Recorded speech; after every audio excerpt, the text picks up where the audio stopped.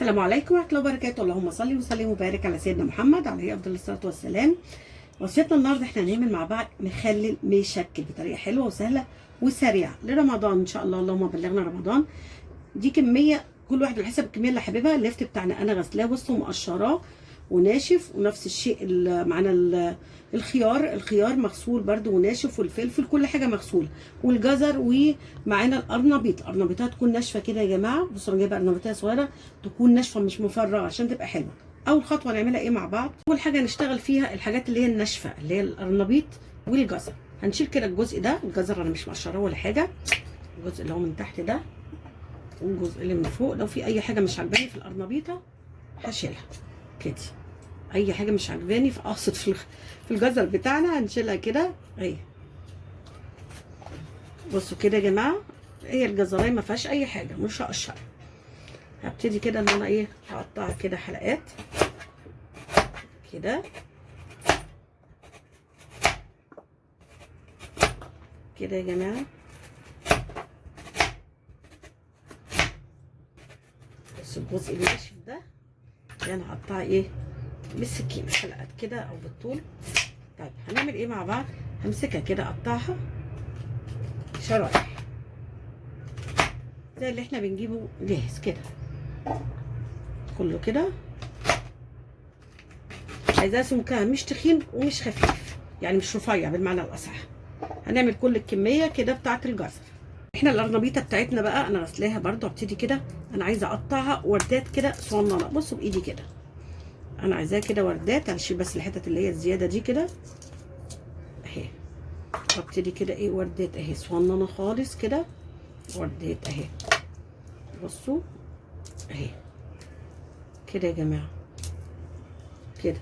ادي هعمل واحده تانية نعمل القرنبيطيه كلها بنفس الطريقه. ده القرنبيط اللي احنا قطعناه مع الجزر. انا محضره ميه كده مغليه سخنه هغطيه عشان دول القشره بتاعتهم بتبقى قاسيه ناشفه. انا هزوده ميه تانية سخنه. وعايزه اقول لكم هحط بس شويه كده ايه كمون عشان ريحه القرنبيط شويه كده ايه معاه. هزود ميه تانية واروح بصوا يا جماعه مغطياه على جنب كده لحد ما اخلص زي كميه الخضار هنعمل بقى كده مع بعض الخيار يكون الخياريه الناشفه كده، والخيار موجود دلوقتي كمان حلو ما شاء الله. هنشيل كده واروح جايه اسمها نصين. ممكن تعملوها كده، وادي القطاعه بتاعتنا برضو حابين تكملوا كله بالسكينه مفيش مانع. واروح عاملاها كده. بصوا كده يا جماعه اهي.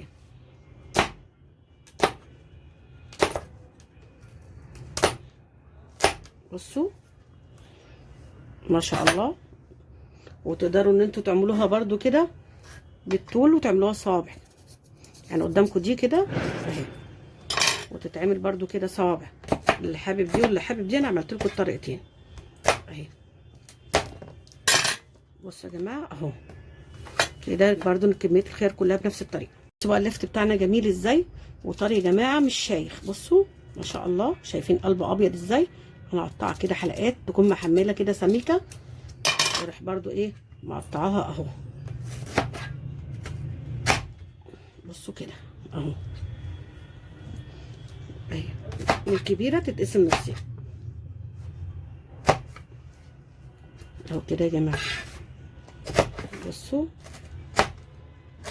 اهو كده اهي.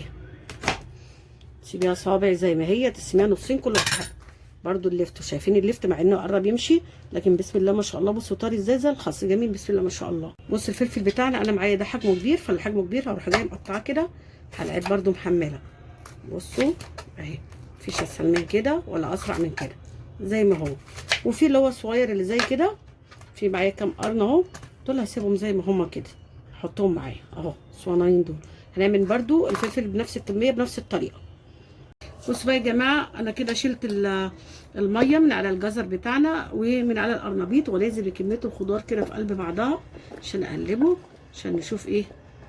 ده قرن كبير ده ما تقطعش، خلينا نحطه كده.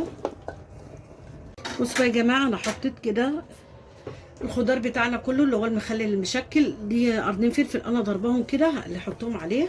بصوا الهريسه بسم الله ما شاء الله. وحاطه فيها يا جماعه معلقه ملح هقلبها كده عليها، ودي معلقه كزبره ناشفه هنقلب كل الخضار بتاعنا مع بعضه كده. انا اقلبه بايدي يا جماعه عشان ايه؟ بسم الله ما شاء الله كميه كبيره.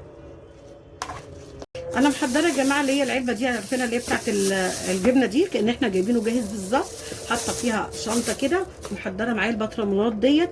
انا معقماها بشويه ميه سخنه، وابتدي بقى ان انا ايه، احط فيه مع بعض المخلل اللي هو بتاعنا المشكل، ونكبس على قد ما نقدر. ده شكل المخلل المشكل بتاعنا بعد ما عبيناه في البطرمانات بالميه اللي كانت عليه، اللي بتاعت الفلفل الاحمر الهريسه.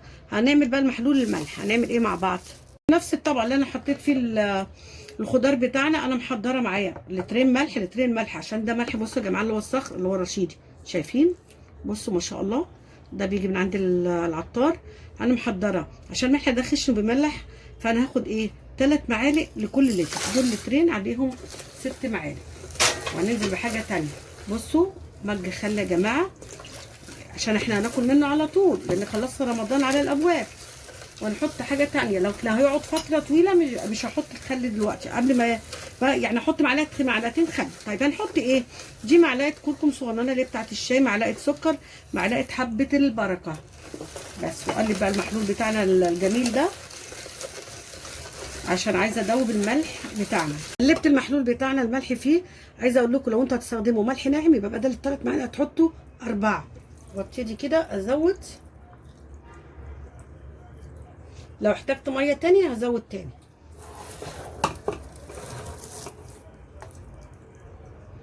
شايفين لونه من قبل لسه ما اكمل؟ بسم الله ما شاء الله اللهم بارك. ده الشكل المخلل بتاعنا يا جماعه، بسم الله ما شاء الله، يعني تحفه. جبنا محل المخلل الترش عندنا. بصوا بقى، انا طبعا مش عايزه اللي بيوظف المخلل ان هو يوصل له هواء. ثانيا اللي هو الملح بتاعه يكون مش مظبوط. احنا ما شاء الله مظبطين الملح بتاعنا، وقلت لكم البديل لو ما فيش اللي هو الملح الخشن هنعمل ايه؟ الملح اللي هو الناعم، بس هنزود معلقه زياده. هبتدي كده اسمع تكه البطرمان بتاعنا وانا بقفله كده يا جماعه اهو ما شاء الله. وطبعا نخلي اللي هو بتاعنا كده اللي هو انا حاطاه في كيس كأن احنا جايبينه جاهز بالظبط. اعمل كده واطلع منه الهواء خالص. بسم الله ما شاء الله كده. بصوا ضغطت عشان اطلع اي هواء كده يا جماعه اهو. بسم الله ما شاء الله، والغطا بتاعه محكوم ما شاء الله. بصوا كده يا جماعه الغطا بتاعنا كده، اسمع بصوا التكه مقفوله على الاخر. بصوا كده اهو، شايفين الشكل؟ بسم الله ما شاء الله، شايفين ما شاء الله تحفه. انا هغطيه بقى وهفتح عليه بعد اسبوع او اول يوم رمضان. خلاص رمضان على الابواب. هنعمل برضو نفس الطريقه هنا. ادي الكيس برضو اهو، عشان البطرمان ده كده وعليه نفس الغطا. وده الشكل النهائي يا جماعه للمخلل بتاعنا. بسم الله ما شاء الله. اللي اتفرج على الطريقه بتاعتنا وتعجبه يدعمنا بلايك واشترك في القناه ويفعل الجرس عشان يوصل له كل جديد.